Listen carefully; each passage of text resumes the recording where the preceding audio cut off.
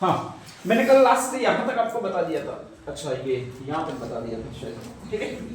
पुस्तक इनकी फेमस है, चॉइस बढ़िया, ये तो बता दिया था, ठीक है। नेक्स्ट है आपका, एक तो ईस्टर्न राजस्थान है, एक वेस्टर्न राजस्थान है। ईस्टर्न राजस्थान मतलब पूर्वी राजस्थान, यहाँ की मेन देवी वो कौन सी है? केला देवी है, केला देवी है। और केला देवी की आराधना है, मतलब मंदिर है वहां पर, बंदर है, बंदर है के आराधना में अपन जो गीत गाते हैं वही आपके लांगुरिया गीत कहलाते हैं, ध्यान रख लीजिएगा, ठीक है। नेक्स्ट आगे, वेस्टर्न राजस्थान में फेमस मंदिर रामदेवरा, और रामदेवरा रोनिजा में उसी को रामदेवरा स्पेशली बोलते हैं। और वहां पर फेमस गीत गाते हैं वो आपके ब्यावले नाम गीत है, ठीक है, ध्यान रख लीजिएगा। तो एक तो ब्यावले गीत है, एक लांगुरिया गीत है, आपके दो प्रकार के गीत चलते हैं, ठीक है, ध्यान रख लीजिएगा। अब नेक्स्ट मैंने बताया था दो आपके स्पेशली लोगों में कंपटीशन होता है, दो गुरुओं में कंपटीशन हो रहा है। दो गुरु कौन से बताए थे? एक तो गोरखनाथ जी थे, दूसरे बालीनाथ जी। बालीनाथ जी का मेन शिष्य कौन था भैया पे? रामदेव जी। गोरखनाथ जी का मेन शिष्य कौन था? जाम्बो जी, ठीक है। बालीनाथ जी कह रहे हैं मेरा आईएएस का कोचिंग सेंटर है वो बहुत तगड़ा, मेरा शिष्य तगड़ा। ये कह रहे हैं मेरा आईएएस का कोचिंग सेंटर है वो तगड़ा, मेरा शिष्य तगड़ा है, ठीक है। और दोनों का कंपटीशन करवाया, दोनों का कंपटीशन करवाया, चमत्कार ज्यादा कौन दिखा सकता है, क्योंकि उस समय सारा फोकस चमत्कारों पर ही है। और चमत्कार ज्यादा कौन दिखा सकता है ये देख रहे हैं। तो कहा जाता है कि इन्होंने एक सागर खोदा था, कौन सा सागर खोला था? राम सागर, पोखरण में स्थित था। सारा काम ये पोखरण जैसलमेर में कर रहे हैं, रामदेवरा में कर रहे हैं, ठीक है। ये सारा काम कर रहे हैं वो जोधपुर में कर रहे हैं। और इन्होंने एक सागर खोदा था जिसका नाम क्या था भैया? जाम्ब सागर। इन्होंने ये जाम्बो जी राम सागर में जाते हैं और वहां पर सॉरी ये रामदेव जी है वो जम्ब सागर में आते हैं और इसके पानी को खारा कर देते हैं। कंप्लीटली ध्यान रख लीजिएगा, ठीक है।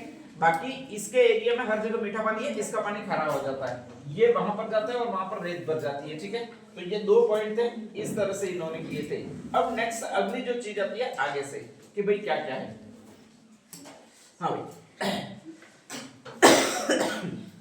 इनकी पूजा पद्धति कैसी है? तो सामान्यतः कहा जाता है वहां पर आपके एक घोड़े चढ़ाए जाते हैं और वो जो घोड़े कहलाते हैं वो कपड़े के घोड़े कहलाते हैं। कपड़े के घोड़े भी कौन से रंग के होने चाहिए? हरे रंग के। हरे रंग को अपन कौन सा रंग कहते हैं? लीला रंग कहते हैं। तो लीला रंग के घोड़े चलाने पड़ते हैं, उन्हीं को लीला घोड़ा कहा जाता है, ठीक है। ये वास्तव में कहा जाता है उड़ते थे, चमत्कार बताते थे।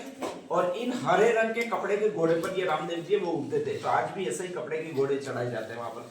सबसे ज्यादा घोड़े अर्पण किए जाते हैं वो वहीं पर अर्पण किए जाते हैं। अब दो प्रकार के लोग होते हैं, एक तो गरीब लोग होते हैं, एक और लोग कौन से होते हैं? अमीर लोग होते हैं, ठीक है, ध्यान रख लीजिएगा। तो जो गरीब लोग होते हैं वो तो ये चढ़ाएंगे, क्या चढ़ाएंगे भैया? अपने कपड़े के घोड़े, क्योंकि कपड़े अपने पास मिल जाते हैं, ठीक है। चांदी अपने पास मिलती नहीं है तो अपन नहीं चढ़ा सकते, ध्यान रख लीजिएगा।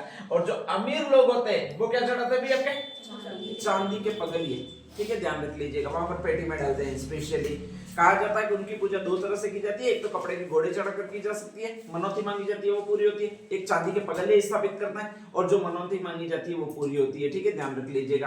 कहा जाता है कि एक तो उनकी शिष्या थी मैन, उसका क्या नाम था? डाली बाई, ठीक है, शिष्या थी, स्पेशली उसको धर्मबीर बनाया था, ठीक है। तो वो डालीबाई थी, मेघवाल जाति की थी। मेघवाल जाति के लोग हैं वो इनके पगलियों की पूजा करते हैं स्पेशली, ध्यान रख लीजिएगा।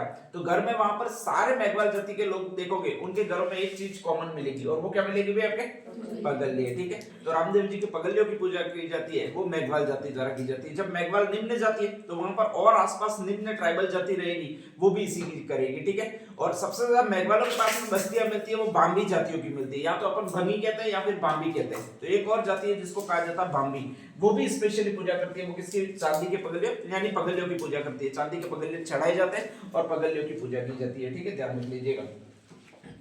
अगली चीज है, देखो रामदेव जी अभी तक फेमस बहुत है। रामदेव मंदिर वगैरह सारे स्थापित किए जा चुके हैं, इनके थान वगैरह स्थापित किए जा चुके हैं, ठीक है। उनके अधिकार क्षेत्र में एक क्षेत्र अभी भी नहीं आ रहा है, वो पोखरण है। बाकी सारी चीजें सेट हो चुकी है। रामदेव जी ने अलग अलग लोगों को चमत्कार दिखाए, कई सारे लगभग 24 चमत्कार दिखाए। सबने उस दुनिया में यानी उस क्षेत्र में जो लोग रहते हैं उन्होंने भगवान मान लिया है उनको। लेकिन एक क्षेत्र उनके अधीन नहीं है, वो ये कहलाता है, नाम कौन सा भी आपके? पोखरण, ध्यान रख लीजिएगा। जहां पर भी आपके स्पेशली रन शब्द जैसलमेर में लगेगा वहां पर तालाब भी होगा। तो पोखरण यो लिखा है, वहां पर भी स्पेशली तालाब ही है। एक क्षेत्र है, बहुत उपजाऊ क्षेत्र ये माना जाता है, उसको पोखरण कहा जाता है, ठीक है, ध्यान रख लीजिएगा।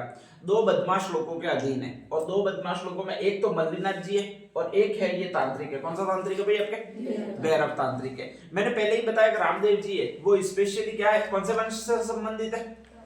ताम्र राजपूत वंश से संबंधित है।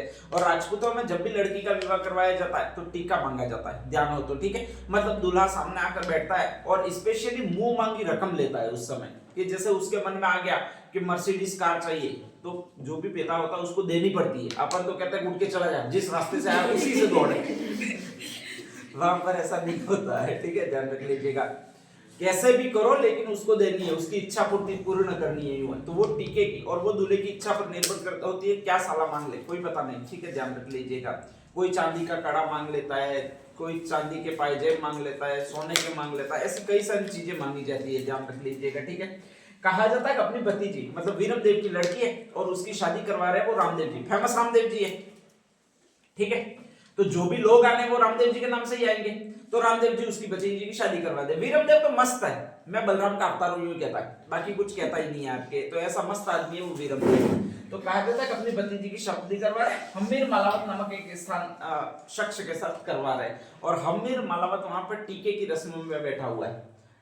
यहाँ पर सबसे महंगी चीज है वो पोखरण नहीं जानता है, ठीक है। और ऐसी कंडीशन में वो एक ही चीज मांगता है डायसे में, क्या मांग लेता है भाई आपके? पोखरण। टीका रस्म के दौरान कहता है मुझे पोखरण कस्बा चाहिए, और पोखरण दो लोगों के पास है, एक तो किसके पास है, एक किसके पास है भाई आपके? भैरव तांत्रिक के पास है, ठीक है। रामदेव जी सोचते हैं कि यार इनके पास कैसे लूं, दोनों बदमाश आदमी है, ठीक है, ध्यान रख लीजिएगा। लेकिन वो मल्लीनाथ जी की तो कमजोरी जानते हैं। मल्लीनाथ जी की कमजोरी स्त्रियां, बस और कुछ नहीं चाहिए मल्लीनाथ जी को, ध्यान रख लीजिएगा, ठीक है। एक सुंदर सी खूबसूरत लड़की ढूंढकर रामदेव जी लाते हैं और उसका नाम होता है रूपा दे, कहीं मैंने लिखवाई भी होगी, ठीक है, हमने उसमें पढ़ी है, उसमें है भी सही, ध्यान रख लीजिएगा। तो रूपा दे को लाते हैं, रूपा दे को लेता है और कहता है कि मुझे इसमें हिस्सा छोड़ दे और इस रूपा दे को ले ले। रूपा दे उस समय की सबसे खूबसूरत होती है, कन्या होती है। मल्लीनाथ उससे शादी करता है और अपना अधिकार छोड़ देता है। लेकिन एक स्त्री की पावर को भी ध्यान में रखिएगा, ठीक है। एक स्त्री में वो ताकत होती है वो अच्छे से अच्छे पुरुष, अच्छे से अच्छे क्या, खराब से खराब पुरुष को भी सुधार देती है। अच्छे से अच्छे पुरुष को सुधारेगी कैसे, वो तो बिल्कुल अच्छा ही है, ठीक है, दिक्कत वाली बात नहीं है। लेकिन खराब से खराब पुरुष को भी सुधारने की अगर कोई क्षमता रखती है तो वो स्त्री रखती है, ध्यान रख लीजिएगा। ये रूपा दे इतना दीवाना है लड़कियों का, इतना दीवाना है पूछो मत मल्लीनाथ। उससे भी हरि कीर्तन करवा दिया है। हरि कीर्तन का मतलब 1399 ईस्वी में सत्संग करवा दिया है, और सबसे बड़ा सत्संग करवाया पूरे रेगिस्तान का, वेस्टर्न रेगिस्तान का सबसे बड़ा सत्संग किया है वो इसी आदमी ने किया। किसने किया आपने? आज भी प्रश्न आता है कि सबसे बड़ा हरि कीर्तन किसने आयोजित किया था, ठीक है, 1399 ईस्वी में आयोजित किया था। मुख्य पुरोहित उसका रूपा दे का गुरु था। रूपा दे का गुरु कौन लिखवाया था? उगम सिंह भाटी। कौन लिखवाया था भैया आपने? उगम सिंह भाटी, वो उसका मुख्य पुरोहित था। और बड़े से बड़ा सत्संग स्थापित करवाया और स्पेशली इस मल्लीनाथ को एक संत बनाया, जो कि इतना बेकार आदमी है उसको भी संत में कन्वर्ट किया है, वो इसी ने कन्वर्ट किया। किसने कन्वर्ट किया भैया आपके? रूपा दे, ठीक है। तो हर एक सफल आदमी के पीछे एक सफल औरत और का हाथ होता है, और ज्यादा ही जो सफल होता है उसके पीछे 2-3 सफल औरतों का हाथ होता है। एक बच गया आपके, कौन बच गया भैया आपके? भैरव तांत्रिक, ठीक है, ध्यान रख लीजिएगा। अब नेक्स्ट आगे, भैरव तांत्रिक किसी भी तरह से पोखरण में छोड़े नहीं, कब्जा नहीं छोड़े, ठीक है। तो ऐसी कंडीशन में रामदेव जी चतुराई बहुत ज्यादा करते हैं। मैंने पहले कहा है कि भाई मैना दे, नेतल दे को 2 चमत्कार दिखाए वो भूली ही नहीं है कभी तक, ठीक है। तो ऐसे ऐसे चमत्कार दिखाने में माहिर है। तो सोचते हैं कि ये लड़ने जाते हैं, किससे लड़ने जाते हैं? भैरव तांत्रिक से। कहते हैं तू कर क्या सकता है ये बताए। तो भैरव तांत्रिक कहता है जो तू कर सकता है वो मैं भी कर सकता हूं, ठीक है।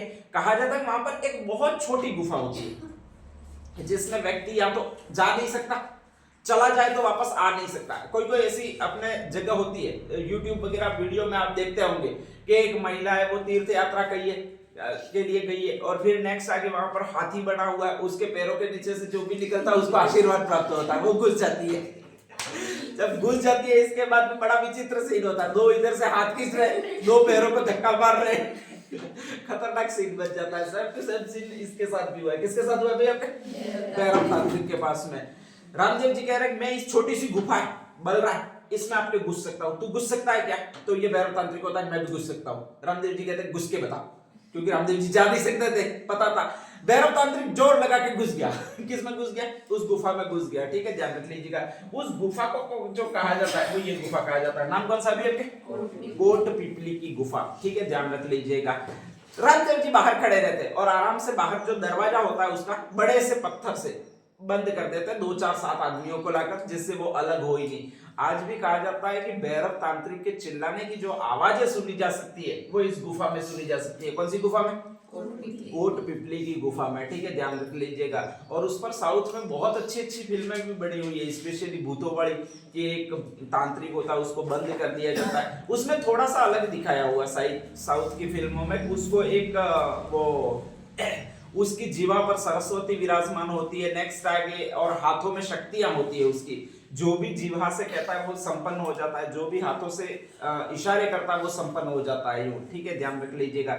और ऐसी कंडीशन में एक राजकुमारी होती है, वो उसको जीवा पर कांच गिराती है, हाथों को काट देती है और फिर उसको दीवार में चुनवा दिया जाता है। उसकी पूरी मूवी बनी हुई है, तो वो यही गुफा है। कौन सी गुफा है?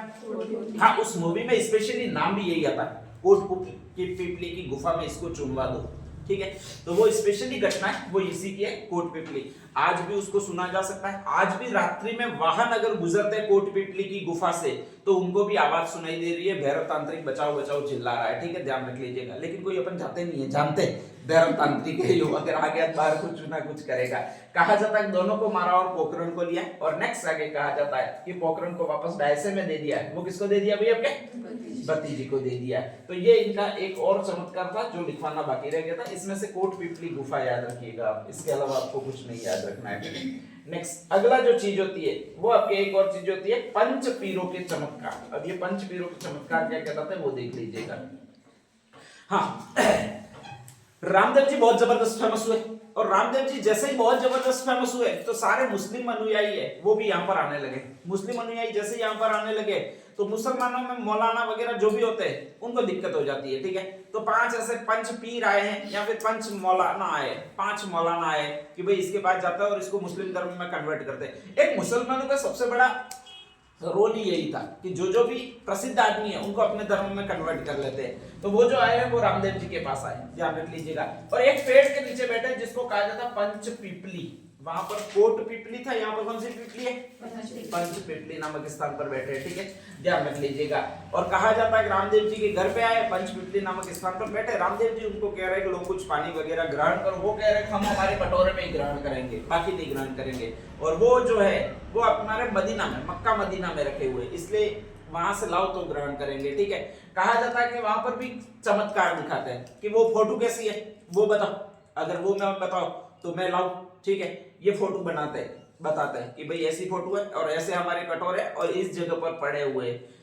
चमत्कार में दिया आता है कि रामदेव जी उड़ते उड़ते गए, शक्तिमान की तरह हाथ बढ़ाया, बहुत लंबा हाथ हुआ, इसके बाद वहां से ले आए, ठीक है, ध्यान रख लीजिएगा। कहा जाता है वहीं पर रामदेव जी बना देते हैं और ले आते हैं। वो लोग कहते हैं दूसरे कि अगर तुम यहाँ से बना के ले जाओगे और फिर नेक्स्ट आगे इनको पता चल गया वेट वगैरह से, भले डिजाइन से में लेकिन वेट वगैरह से पता चल गया तो रामदेव जी कहते हैं कि साले ये इतने पढ़े लिखे होते तो मौलवी ही क्यों बनते, कुछ और बनते, डॉक्टर बनते, इंजीनियर बनते, ठीक है, मौलवी बन के बैठे हुए। तो कहा जाता है कि पंच पिपली नामक गुफा में इन्होंने चमत्कार दिखाया था, और कहा जाता है कि पंच पीरों के कटोरे थे वो मदीना या मक्का से लाए थे, ठीक है, ध्यान रख लीजिएगा।